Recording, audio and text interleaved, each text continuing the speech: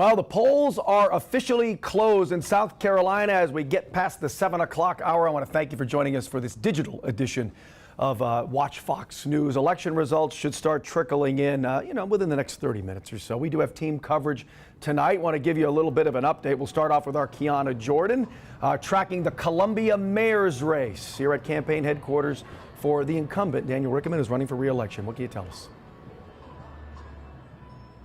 Yeah, Brian, I'm here at Bourbon on Main Street at incumbent Mayor Daniel Rickman's watch party, and things are moving a little slow here.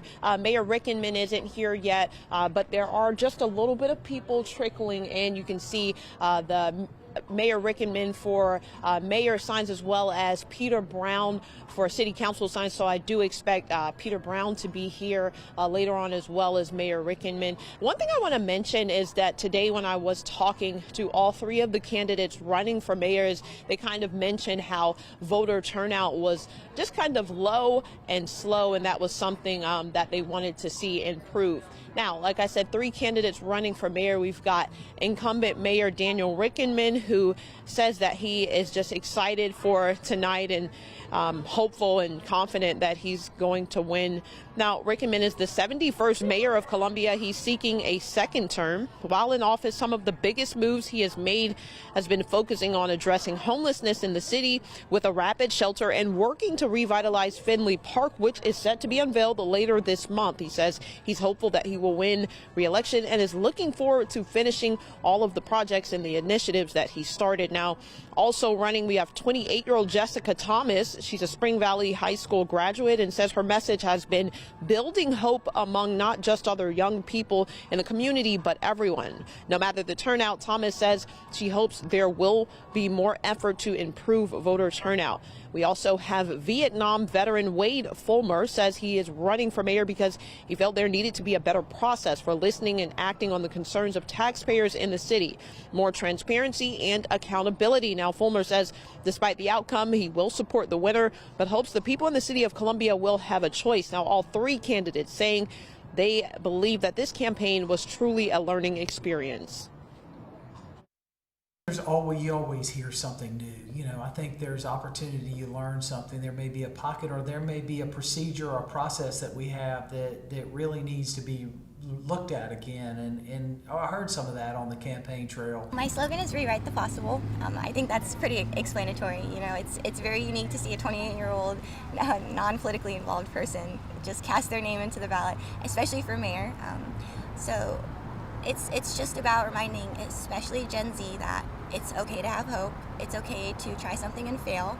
It's just about trying it. I'd like to see the system change to, and this is what I've been preaching about, to response, transparency, replies to when citizens stand before them or communicate with them, replies, and accountability.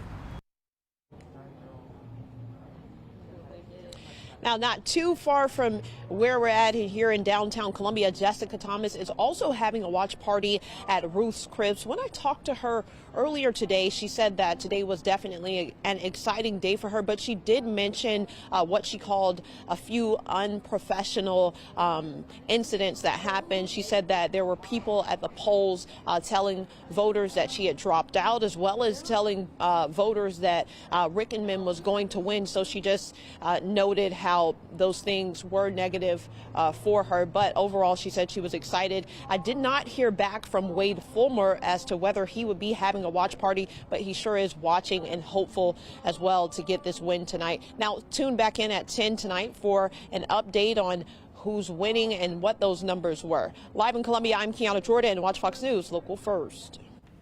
Thank you, Kiana. We stay in the city of Columbia now and look at the city council at-large seat that is up for grabs here. Another incumbent, Oddity Bustles, facing three challengers in this race. Our Mike White is joining us tonight from Bustle headquarters tonight. What do you got for us?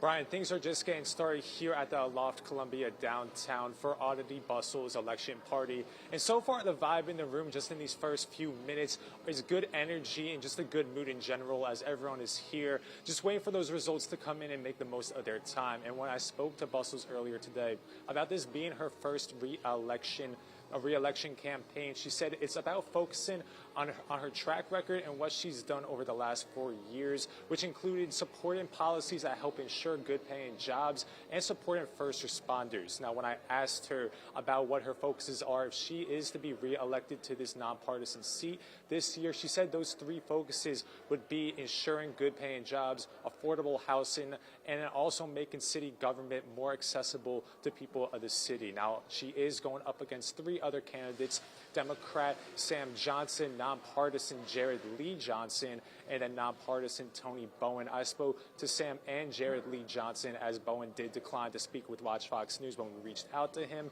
And when the three, Sam Johnson, Jared Lee Johnson, and Bustles was asked why they feel most equipped to take this seat, here's what the 3 of them had to say. Most people in Columbia are red. Most people in Columbia have to make tough choices when it comes to their costs. So that's why I'm running, because it's time for the working class to have a voice on city council and a voice that will focus on affordability. They wanted someone like me that will always have Columbia's back. And I think that I have shown that over the last 4 years through all of the various initiatives and work that I've done. And so that does make me the best candidate, because I truly am about the people, not party politics, not establishment politics. When I think about all the intangibles that make a great city, somebody who's already served on the U.S. Conference of Mayors Board, somebody who runs a firm that is focused on municipal government, all of that lets me start the job day one ready. Now, as polls just closed a few minutes ago, we'll keep you updated as those results come in, and we'll keep you posted on those results for WACH FOX News at 10. Reported in Columbia, Mike White. WACH FOX News, local first. All right, thank you, Mike. We are going to head over to the town of Swansea now. There's some financial issues there that are on the minds of voters there throughout this campaign. Barlise Pimentel has been tracking that election. What do you have on tap for us tonight? Right now, I'm at Cozy Kitchen outside of Cozy Kitchen in Swansea, where Doris Simmons is having her watch party. Voting officials tell me 482 people were registered to vote in Swansea, but about 145 people showed up. Candidates tell me this is an important election that's going to need the community support for a change to happen. Voters were making their way to Lexington 4's alternative school voting precinct for Election Day. The town of Swansea is up for a new mayor with just 2 candidates in the race.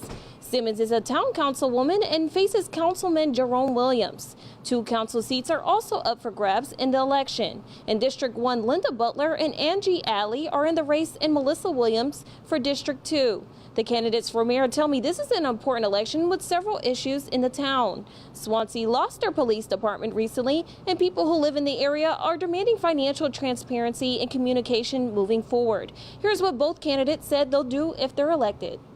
First, I'm going to have to go in and find out where our finances are. I'm going to need to find out where we stand money-wise, what's planning on coming in, what we have to work with.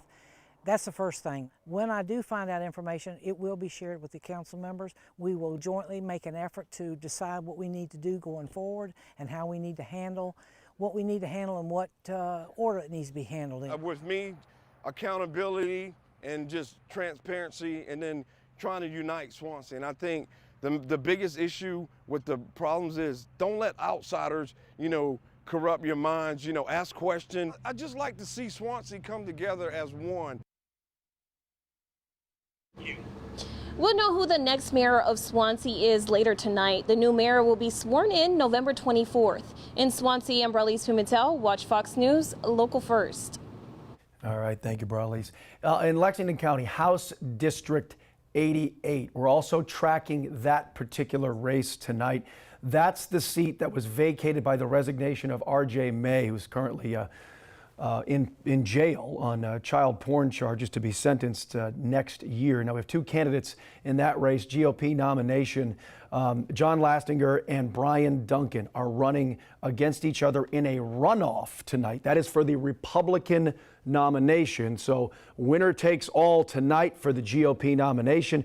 The winner tonight will face Chuck Hightower, the Democratic candidate. That's right before Christmas, that special election, December the 23rd. So the GOP nominee has already been chosen because the polls are closed at 7. So now the votes will be tallied. So, folks, thanks for joining us for this digital news at 7. Again, coming up in just a few hours, we have live team coverage from all of those campaign headquarters, and we'll have the latest results for you tonight from Election Day on Watch Fox News at 10. Thanks for joining us.